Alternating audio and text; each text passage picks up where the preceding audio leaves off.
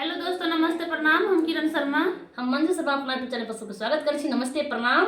और हम दोनों देवरानी जेठानी जा रहल छी झूमर गीत गावऽ। अहाँ सबके जो नीक लागत कमेंट करके जरूर बताएब। बहुत प्यारा गीत छै, दर्द भरी गीत छै, बहुत मजेदार गीत छै। अहाँ सब जरूर सुनब और कमेंट करके अहाँ सब जरूर बताएब गीत केहन लागल, और फूड वाच करके अहाँ सब जरूर सुनब और ज़्यादा शेयर करब, कमेंट करब। अहाँ सब हमरा सबके प्यार आशीर्वाद अहाँ सब जरूर देव। बहुत प्यार से गीत बनेलिए। एहि गीत के बनावे में हमरा सबके 2 दिन लागि गेल। अपने जजाई छा राजा सहारा नौकरिया हो, सहारा नौकरिया हो, से हम हो जेबै ना राजा अपनी हो नैहाराबा, से हम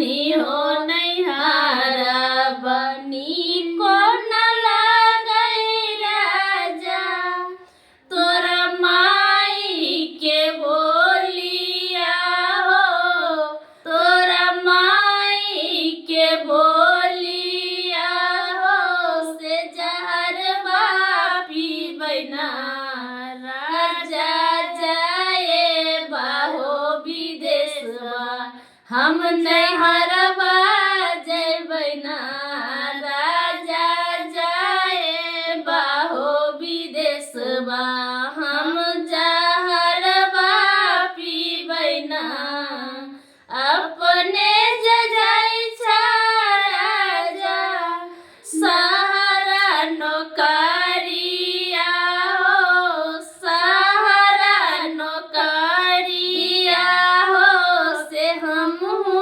जेबै ना राजा अपनी हो नैहाराबा, से हम जेबै ना राजा अपनी हो नैहाराबा। तोरा बहिनी के बोली राजा काली मिरचाई हो, काली मिरचाई हो, हम जहरवा पीबै ना, हम जहरवा पीबै ना राजा जाए हो नौकरिया, हम जहरवा पीबै ना राजा जाए हो नौकरिया, हम जहरवा पीबै ना अपने जजाई छा राजा सहारा नौकरिया हो, कलकत्ता नौकरिया हो, से हम जेबै ना राजा अपनी हो नैहाराबा, से हम जेबै ना राजा अपनी हो नैहाराबा।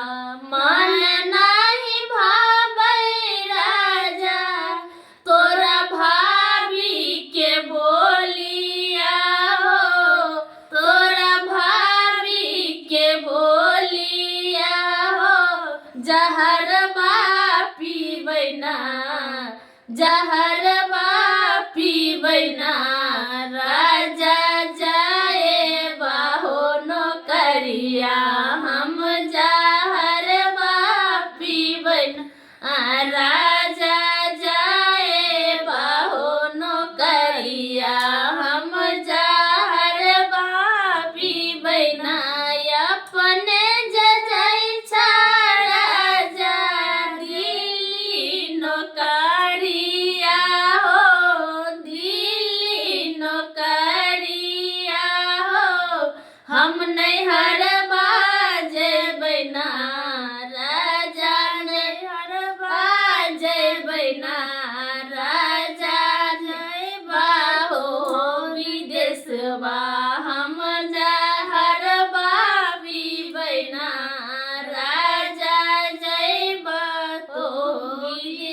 बा हम जहरबा पीबै ना